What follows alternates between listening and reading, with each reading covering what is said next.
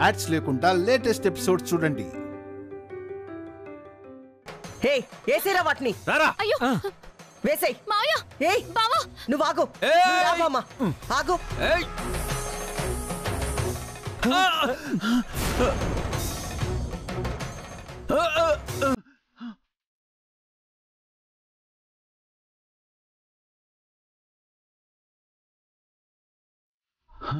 అక్క అడుగు ముందుకెళ్ళిపోతున్నాం అక్క. ఏదో ఒక దేవతా శక్తి మమ్మల్ని ఆపినట్టు అనిపిస్తుంది. చూసావుగా, నీ కళ్ళారా నువ్వే చూసావుగా. అవి నువ్వనుకున్నట్టు పుట్టలో తిరిగే పాములు కావే, నాగలోకంలో తిరిగే పాములు, దేవతా సర్పాలు. ఖచ్చితంగా అవి నిన్ను చంపడానికే వచ్చాయి. ఏయ్ ఏసేండ్రా.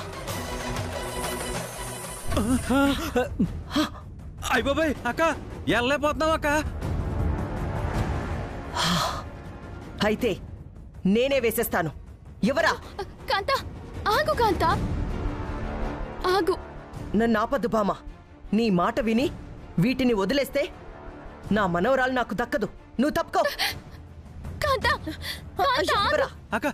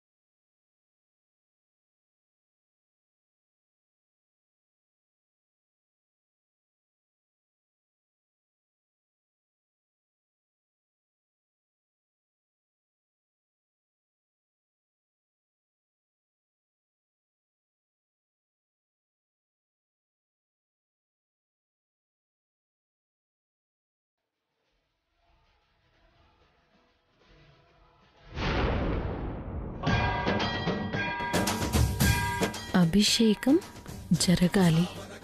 ఏంటి?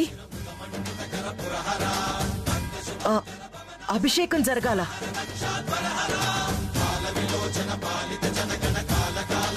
ఏంటి కాంత అభిషేకం జరగాలి అని రాసాయి? చెప్పా కదా, అవి నువ్వనుకున్నట్టు సామాన్య సర్పాలు కావు అని, దేవతా సర్పాలు. దీని వెనకాల ఏదో పెద్ద కథే ఉంది. ముందు ఇక్కడి నుంచి వెళ్ళిపోదాం. పదండి, పద పద రా.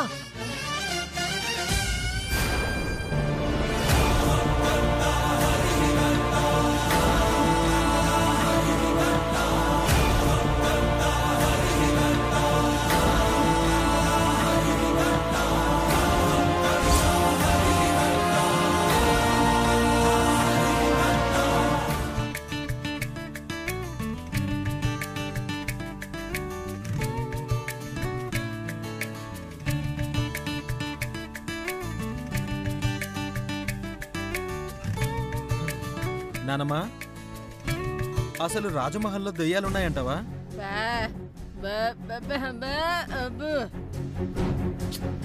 ఈ రోజుల్లో దెయ్యాలేంటి నానమ్మా? నాకు తెలిసి ఎవరైనా దెయ్యాల పేరుతో జనాల్ని చంపేస్తున్నారని నా డౌట్. డౌట్ ఏంట్రా? అదే కన్ఫర్మింగ్. అది నిజంగా దయ్యం ఏంటో ఆ మహల్లో ఎందుకుంటది? ఈ పాటి ఊళ్ళోకి వచ్చేదు. నిజమేరా, వచ్చి నాన్నతో పాటు తిరుగుతూ ఉండేది. సార్లే ఆపవే. ఇదిగో అమ్మా, నాకు అర్జెంటుగా 5,000 కావాలి. 5,000? ఎందుకు నాన్న? ఎందుకేట్రా? మొన్న మీ నాన్నమ్మకు జ్వరం వచ్చినప్పుడు హాస్పిటల్లో చూపించానా? చూపించాం. దానికి బిల్లు ఎంత అయింది అనుకుంటున్నావు? 8,000 అయింది. నాన్న, నా జేబులో ఉన్న 3,000 డాక్టర్కి ఇచ్చానా? ఇంకా 5,000 బాకీ ఉన్నావు. ఏంటండి? జస్ట్ చిన్న జ్వరం వచ్చినందుకు 8,000 రూపాయల బిల్ అయిందా? అవునరా తమ్ముడు, అందులో 3,000 రూపాయలు నాన్న తాగడానికి, మిగిలిన 4,000 పందాలు కట్టడానికి పోగా మిగిలిన 1000 రూపాయలు మాత్రమే బిల్ అయింది. నువ్వు నోర్మయ్యా, నేనేమన్నా అబద్ధం చెప్తానా ఏంటి? నువ్వు చేసిన అప్పులు తీర్చుకోవడానికే డబ్బులు అడుగుతున్నావని నాకు అర్థమైంది నాన్న. ఇప్పుడు ఈ డబ్బులు ఇవ్వకపోతే ఊరి జనాలు నాన్ననే తిడతారు. అది చూసి భరించే కంటే డబ్బులు ఇవ్వడమే కొడుగ్గా నా ధర్మం. బతికున్నప్పుడు మనుషుల విలువ తెలియదు మీకు, నేను సస్తే గానీ నా విలువ తెలియదు మీకు. నాన్న, ఈ మాత్రం దానికి చావుదాకా ఎందుకు? ఇదిగో ఈ 5000 తీసుకెళ్లి హాస్పిటల్లో ఇచ్చేసి.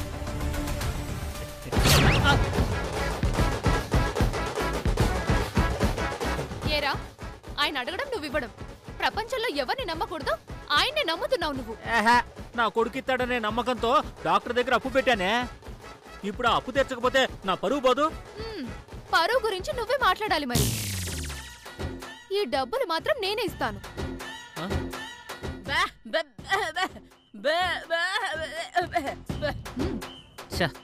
పాపం నా కొడుకు అమాయకుడు.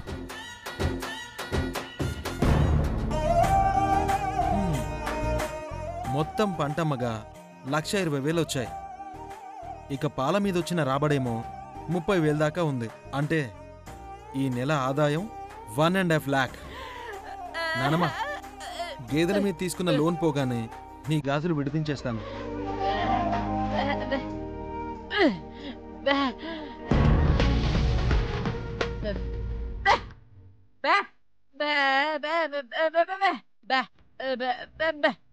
ఆహా, నా బంగారు నానమ్మ.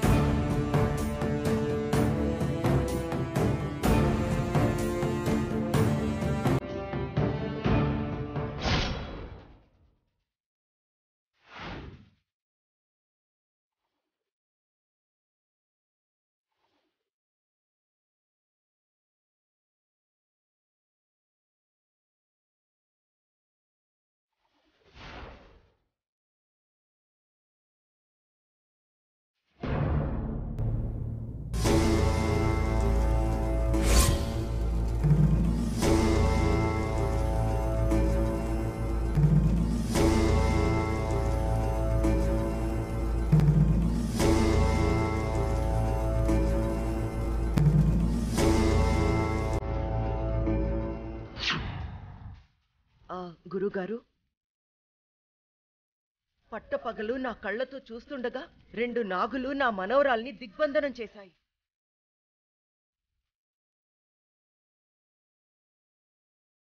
ఊరి జనాలతో వాటిని చంపించబోతే అడుగు ముందుకేయకుండా అంతు చూస్తామని హెచ్చరించాయి. అన్నింటికీ మించి ఆ నాగులు తమ తోకతో నేల మీద అభిషేకం జరగాలి అని రాశాయి. అవెందుకు నా మనవరాల్ని చుట్టుముట్టాయో, అభిషేకం అని ఎందుకు రాశాయో నాకేమీ అర్థం కాలేదు స్వామి.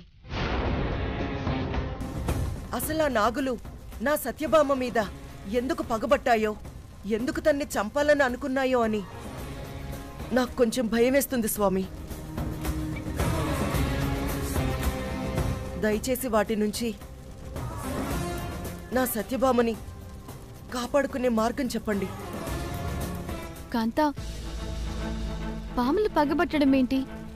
ఫూలిష్నెస్ కాకపోతే?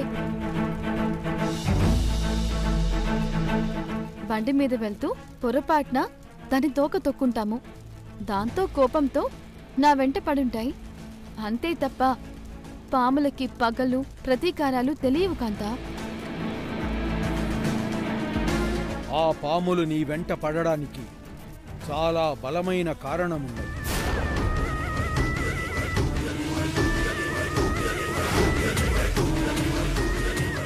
అకారణంగా ఏ నాగు ఎవ్వరి మీదకి పడగ విప్పదు. విషయం లేకుండా విషం చిమ్మవు. కానీ నీ విషయంలో నాగులు విషం చిమ్మాయి అంటే అర్థం ఆ నాగులకి నీకు మధ్య ఏదో బలమైన సంబంధం ఉన్నది అని. గురువుగారు, నేను మెడిసిన్ చదివే టైంలో ప్రాక్టికల్గా ఇలాంటి పాముల్ని ఎన్నో కోసాను. నాకు పాములంటే భయమూ లేదు. అలా అని మీరు చెప్పినట్టు ఆ పాములకి నాకు ఎలాంటి సంబంధమూ లేదు. ఎందుకంటే నేను మనిషిని, అవి వట్టి పాములు మాత్రమే. బామా, తప్పు, అలా మాట్లాడకూడదు. గురుగారు, దయచేసి ఈ సమస్యకి పరిష్కారం ఏంటో చెప్పండి.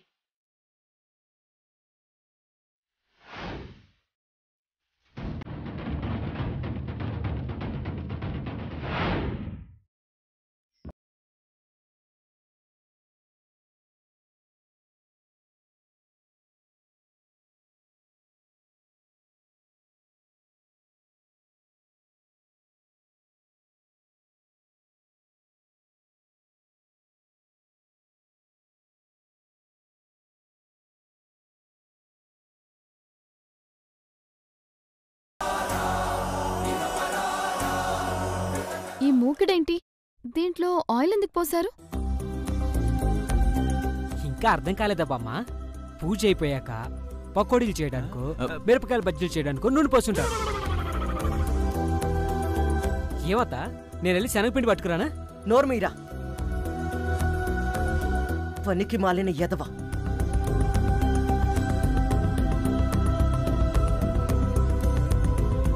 ఇందులో నూనె పోసింది పకోడీలో బజ్జీలో వేసుకోవడానికి కాదు, అంజనం చూడ్డానికి. అంజనమా అంటే? ఇలాంటి సద్గురువులు తమ మంత్రతంత్ర శక్తులతో గతంలో ఏం జరిగిందో, భవిష్యత్తులో ఏం జరగబోతుందో అవి తెలుసుకునే ప్రక్రియే ఈ అంజనం.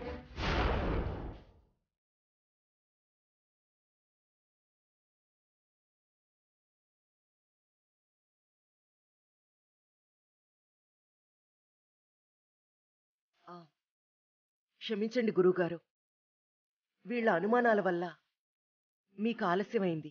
పర్వాలేదమ్మా.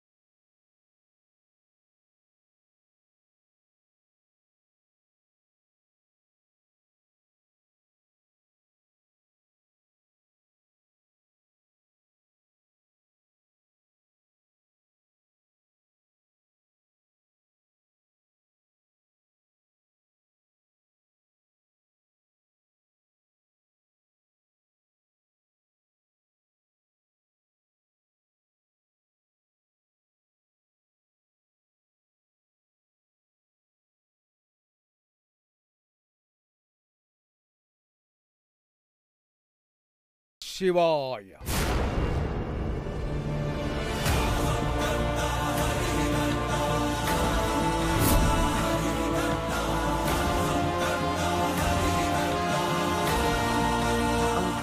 ఏమైంది గురువుగారు? మీ సత్యభామకు భూత భవిష్యత్ వర్తమానాలు అన్నీ తెలిసాయి తల్లి.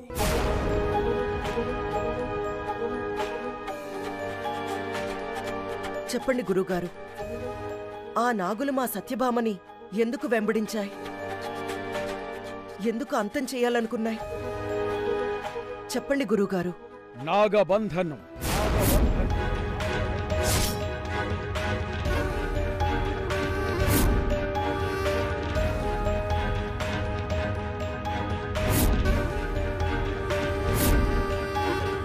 ఆ బంధనమే నాగుల ఆగ్రహానికి కారణమయ్యింది.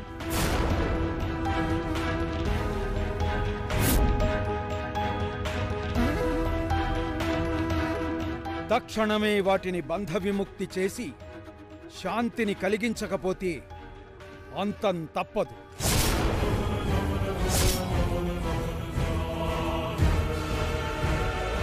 ఈ వంశం పతనం కాక తప్పదు.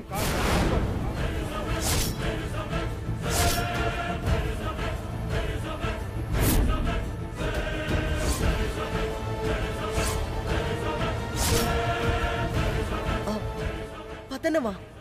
అవును, ఆ నాగులు అకారణంగా ఆమె వెంట పడలేదు.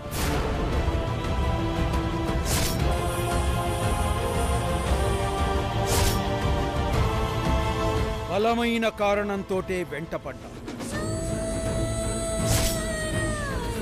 తక్షణమే వాటికి శాంతిని కలిగించండి, లేదా తగిన మూల్యం చెల్లించవలసి ఉంటుంది.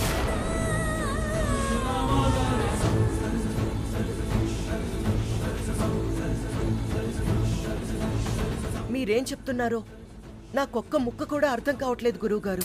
కాంత, ఆయనకి అర్థమైతేనే కదా మనకి చెప్పడానికి. తప్పమ్మా, అలా అనకూడదు. ఏంటి తప్పు? అయినా ఆ నాగులకి కోపం రావడానికి నేనెలా కారణమవుతానండి?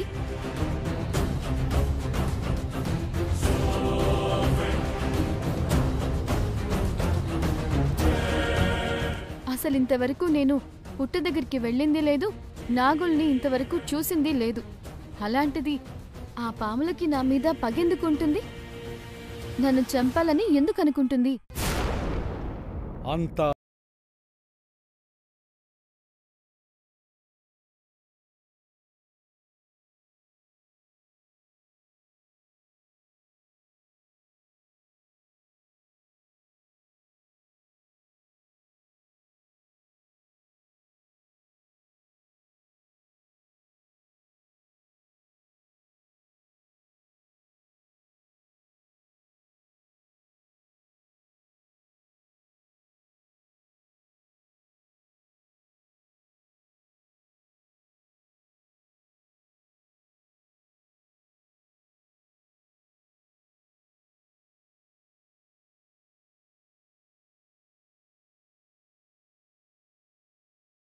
సంబంధించిన ఒక ముఖ్యమైన విషయం చెప్పు. అలాగే గురువుగారు.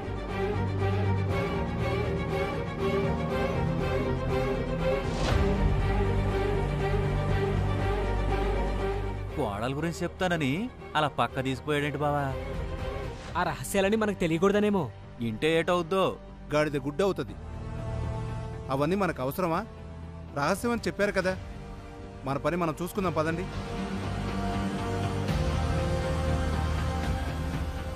మా అమ్మ గురించి చెప్పాలంటే నా ముందే చెప్పొచ్చు కదా. మా కాంతాన్ని పక్కకు తీసుకువెళ్ళి రహస్యంగా చెప్పడమేంటి? అదేంటో నేను కూడా తెలుసుకోవాలి.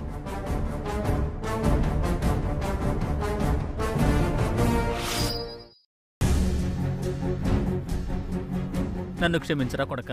నీ బుల్లెట్ బండి ఇడిపించాలంటే మళ్ళీ ఏదో పందెం కట్టాలి. అలా పందెం కట్టాలంటే కనీసం 5,000 అన్న కావాలి. ఈ 5,000తో ₹1,00,000 గెలిచేసి పందెంలో ఓడిపోయిన నీ బండిని తిరిగి తీసుకొచ్చేస్తారా? దయచేసి తండ్రిని తప్పుగా అనుకోకు. నానా, చూసేసిందిరా రాక్షసి.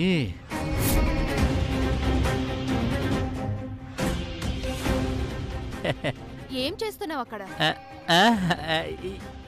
ఏట్లేదే ఏట్లేదే మన మాధవ్ అమాయకుడు కదా, డబ్బులు సరిగ్గా లెక్క పెట్టాడా లేదని చూస్తున్నా అంతే. అమాయకుడు నీ కొడుకు కాదు నాన్న, నువ్వే. అందుకే బీఎస్సీ చదివిన నీ కొడుకుని అమాయకుడని ఫీల్ అవుతున్నావు. ఆ డబ్బు నాది మాత్రమే కాదు నాన్న, నీది కూడా. నా సంపాదనలో మన ఇంట్లో ఉన్న ప్రతి ఒక్కరికి హక్కుంటుంది, అధికారం కూడా ఉంటుంది.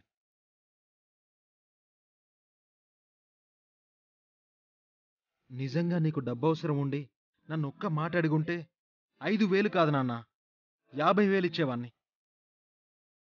కానీ అడగకుండా నన్ను అవమానించావు నాన్న. అది కాదురా. నువ్వు నా తండ్రివి నాన్న. నువ్వు అడిగితే బీరువాలో ఉన్న డబ్బంతా ఇస్తాను, లేక అప్పు చేసైనా ఇస్తాను గాని ఇలా తప్పు చేసే మాత్రం నా ముందిలా తలదించుకోకు నాన్న, తట్టుకోలేను.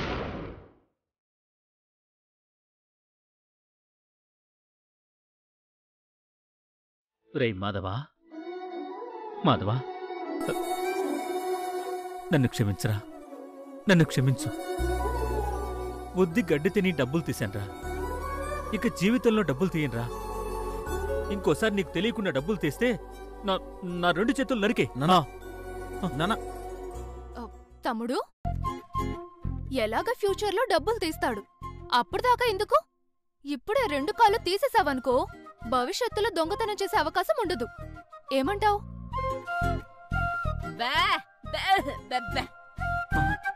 అయ్య బాబోయ్, మాట వరుసకి చేతులు తీసేయంటే నిజంగానే తీసేస్తారా ఏంటి? అయ్య బాబోయ్, అంత మాట ఎందుకు లేవే? ఏదో బుద్ధి గడితేనే మీకు దొరికిపోయాను గాని జీవితంలో దొరుకుతానా ఏంటి? నేను వస్తా. నానా చూసావరా తమ్ముడు, బుద్ధి గడ్డి తిని దొరికానంటున్నాడు తప్ప ఇంకొకసారి ఇలా చెయ్యనని అనడం లేదు.